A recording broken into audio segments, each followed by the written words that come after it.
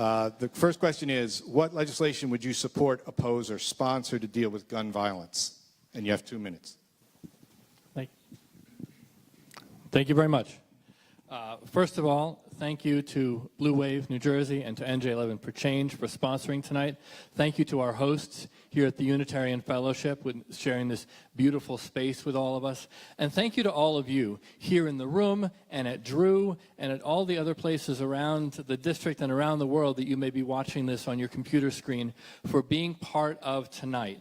This is important stuff. My favorite television president, Josiah Bartlett, said, thank you, said, decisions get made by the people who show up. And what all of you in this room and so many of you watching us have been doing over this past year is showing up amazingly.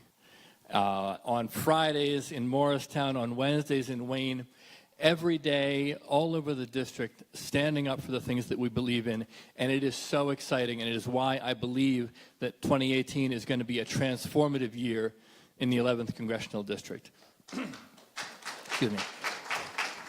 I couldn't be prouder to have the chance to come before you and talk about my record of results in elected office over these 5 years since I defeated Republican incumbents to become a freeholder in Passaic County.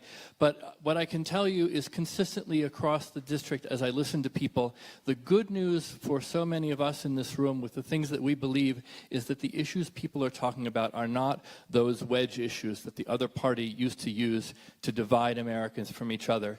They're bridge issues. They're issues that bring us together across party, across the various backgrounds that we may have here. And one of those issues is guns.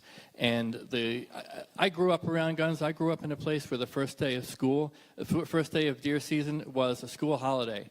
But I am horrified by the fact that even on issues that virtually every American agrees on, like universal background checks, we still seem to be stymied by the NRA in Washington, D.C. I would stand up against that consistently, and I'm out of time, but I'll talk more about it in a bit. Mr. Coburn Bartlett, how would you work with President Trump? Are you going there to impeach him? And did you think Bill Clinton should have been impeached?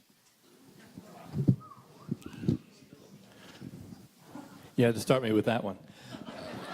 Welcome to Jersey. I am... oh, I know Jersey.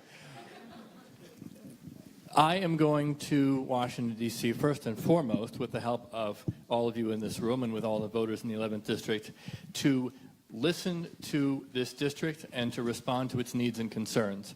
The constitutional standard is clear, high crimes and misdemeanors. I think we're going to continue to learn a lot more about what has been going on with the range of issues that Mr. Mueller is currently investigating. I am hopeful to continue learning more about that. We will see where that takes us, and we'll see what decision Congress may be in a position to reach. But one thing that I do know is that the essential task for us as Democrats right now is to make sure that in districts like this, we send people to Washington who will stand up.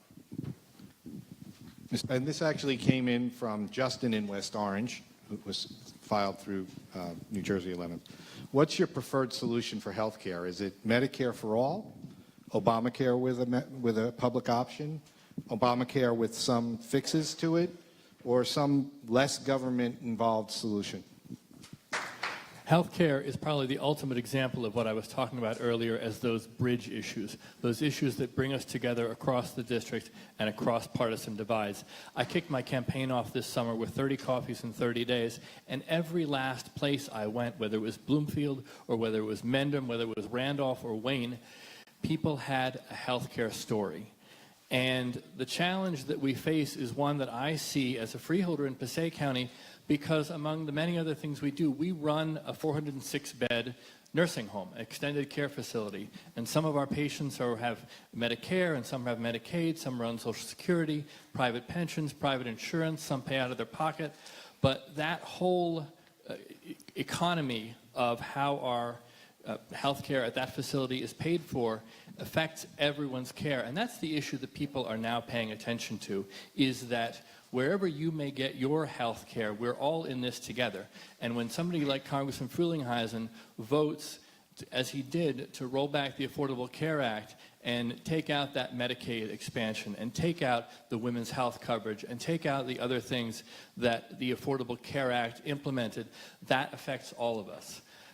In terms of a solution, I believe we need to fix the Affordable Care Act. It's clear that there are ways in which it's not working its best in terms of the exchanges, in terms of the incentives. Some legislators have proposed a Medicare buy-in option for certain consumers. That may make sense. We've got to get the economics working, not by taking anything away, but by making sure everybody who needs the care gets the care that they need. Okay, how would you define a fair tax system, and how important is it that the system we have now be overhauled? The Republican tax plan is part and parcel of an outlook on the American economy that is simply backwards. If there's one thing we've learned from the last couple decades of history, it's that you don't cut your way to economic growth, and that the theories behind tax cuts for the ultra-wealthy and for corporations just don't hold up.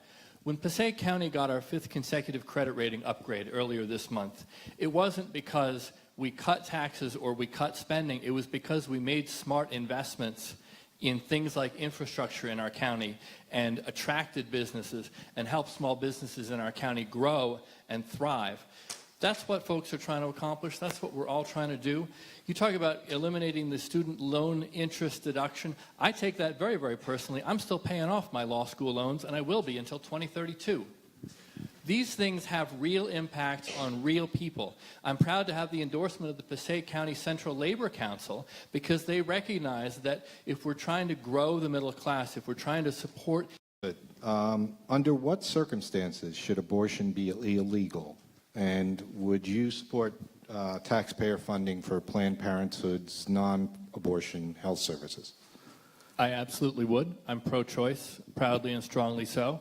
The issue of abortion, the issue of health care for women is one that is private and personal between the patient and her doctor. I think that's an area where government intrusion does not belong. We have, unfortunately, an administration right now that is moving in all the wrong directions, not only with strengthening the global gag rule, but also, as Congressman Frulinghuysen did earlier this year, voting to eliminate Title X funding, $300 million for women's diagnostic, preventive health care, and family planning, cut to zero by Congressman Frulinghuysen as chair of the Appropriations Committee. That's appalling. It's moving in the wrong direction in the same way that trying to eliminate the Affordable Care Act mandates for free birth control and for other specific protections for women and the care of women's health is appalling. It's moving in the wrong direction. All of this relates to the broader issue of women's equality and the fact that whatever we're talking about, whether we're talking about equal pay in the workplace, whether we're talking about reproductive health care, whether we're talking about the opportunity not to put up with what we're seeing so much in the news these days, but which is by no means a new problem. We need absolutely more support in whatever way we can for women's rights, including reproductive health care, but including a whole range of other issues. Okay, well, we're going to have one quick raise your hands question. Which of you would support your opponent if you didn't win the primary?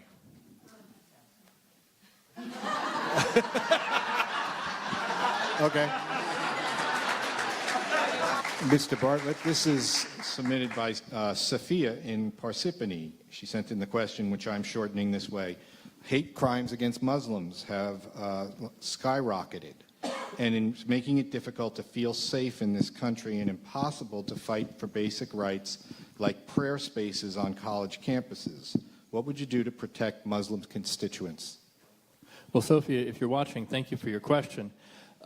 This is an issue that I take very, very seriously and very, very personally because although I may not look like it or sound like it, I'm part of an immigrant community. I'm part of an immigrant community because my wife is an immigrant from India who's Hindu, but also because I represent a host of immigrant communities, many of them Muslim, and respond to their concerns on this issue and on so many issues quite a bit. this is an issue that I have stood up on consistently and every opportunity that I get. In 2015, when Chris Christie said, no Syrian refugees are welcome in New Jersey, not even a 5-year-old orphan, I organized my freeholder colleagues to pass a resolution to say, no, this is a place where all are welcome. But we did more than that. We also organized a relief effort so that the then 15, now even more than that, Syrian refugee families in Passaic County, including more than 100 children, knew that they were welcome and that they were cared for. We got them winter clothes and boots for their first winter in the northeastern U.S. We hosted an event for them, and this was all sponsored with the support and organization of communities of faith and other generous people from across Passaic County and the 11th District. This is an issue I've stood up to Donald Trump on when it comes to his Muslim ban, as I talked about earlier. And this is an issue that I will continuously stand up on because, for me, because of how my faith motivates me and the work that I do, I recognize the importance of faith and of communities of faith, whether they be on college campuses or anywhere, to the lifeblood and the spirit of this place that we call America. You like to go long. Okay, we have hit the closing statement point of the night, so you're getting 2 minutes now. Like always happens with debates, it just flies by. If you didn't hear something from me and you still have a question, please find me online. Please send me an email. Ask me a question. I want to start by thanking again our hosts, Blue Wave and NJ11 for Change. The work that you guys are doing is tremendously inspiring. There's somebody else I want to thank for inspiring a lot before we go, and that's my wife, Kiati. You have...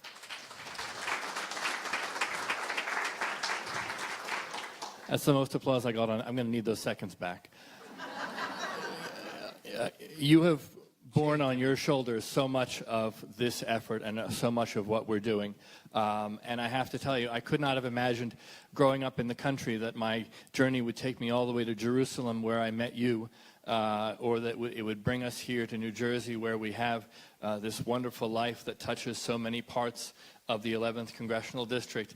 Our first house was in West Orange. That's where we started our family, on Eagle Rock Avenue. And we live in Wayne. My first law job was in Roseland. Kiati teaches at Fairleigh Dickinson University for 15 years now as a full professor, right down the road at, yeah, we got an FDU person here somewhere, right down here in Madison. You know, from Montclair, where we go to church at St. John's, to Parsippany, where we go when we want good Indian food. Our lives touch every corner of this district, and having represented a fifth of it for the last 5 years as a freeholder, I am passionate and committed about what we can do in this district together. And I'm so excited by what lies ahead of us. We have to choose a candidate that knows what it takes to win an election like this. I've run for office 3 times. And that's 3 times more than anybody else on this stage. It's a skill set and it's a set of priorities that we need to wield across this district. I believe we can win it, and I ask for your help. Thank you.